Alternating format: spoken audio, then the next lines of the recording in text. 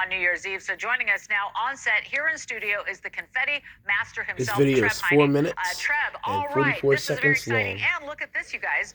He actually brought me confetti. So he brought us this, and we'll have our own little celebration here later. But write wishes too on there. You know? Yes, that's right. I've heard about that tradition. So first, let's talk about what it's like to do this, because a lot of people may see, because that disbursement is, you know, it's really big, but it's people that do it. And you started this. It's all done by hand, and we have an orientation meeting the night of, and we go over all the details of what they're going to have to do, the proper way to disperse it, and just to be correct too, one more zero in there. It's 3,000 pounds of confetti every year. So, and we'll do another 2,000 pounds for the America thing.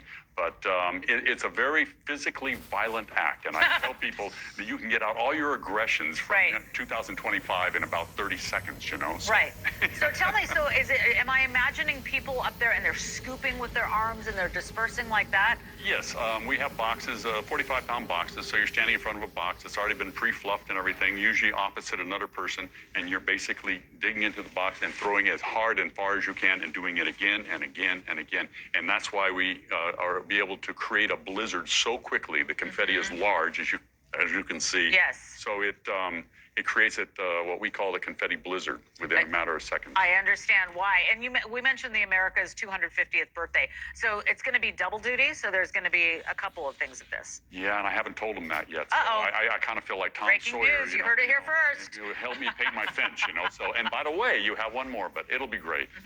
So, okay, so you've got the regular confetti. And again, I mean, this is really cool. And so people actually write things on the confetti. You invite people to do that, and is that to get rid of what they want to get rid of from the year before, or what they hope for, or both? You know, wishes are all kinds of wishes, and there's a booth set up in Times Square, I think starting in October, and people come by and they fill out and they put their wish on the confetti. Right. We pick all that confetti up and we mix it in with all the confetti from all the buildings. But some of the wishes are very heartfelt about wishing that cancer would go away, or we wish for peace in the world. We wish, you know, so there's all different types of wishes, and it's very, very cool to be part of all that. That's really fun. And so if you're out there on New Year's Eve, be sure to look at the confetti, because you might be watching somebody's wish, right? Yes.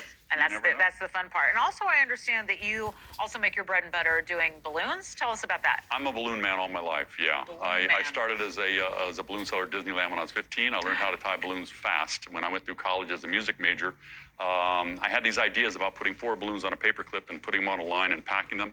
I'm the guy that invented balloon garland, balloon arches, balloons, and all that stuff. And I started a company back in 1979. A good friend of mine, Dave Klein, was the inventor of Jelly Belly jelly beans. He said, "Treb, you could make this a business." And so I did. I was the one that created the balloon decorating industry, and the balloon arches and all of that. All that stuff. I did that for years. I do all the political conventions. We've done 18 Super Bowls. But then in the 90s, I went into the education part of the business. I created a balloon that you see at Disneyland, the clear balloon with a Mickey Mouse balloon inside. Yes. That's my product. And now we design all the balloons for the Disney parks worldwide. That's what I do for a living. That's really fun. All right. And I'm hearing that people want to learn how they can volunteer for this confetti business. MakingMagicNYE.com. Okay. And I can't guarantee you'll be on next year, but maybe the year after. But I have to say no to thousands of people now. You know? So. And really quick before I let you go, because I asked you during the break, so it works. I mean, you do a countdown yourself. So we watch the ball drop, but then you have to count down everybody throwing things out. What does that sound like? What does that look like? You know, I watch the ball come down, and we watch the clock very carefully. And about 20 seconds before midnight is when I give the cue.